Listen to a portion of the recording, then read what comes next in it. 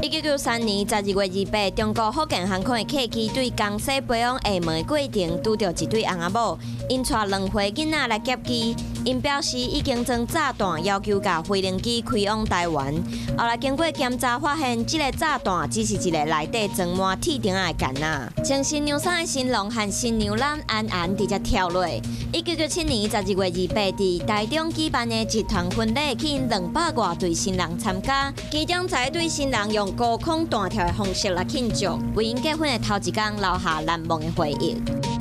2001年12月28日，北韩国新领导人金正日举行各种出山，在金正日棺材灵车驶平壤市区3点钟，数十万围观的北韩人民和军人直靠，甚至跪伫涂骹。新的领导人金正恩嘛带领送葬的队伍对咧行。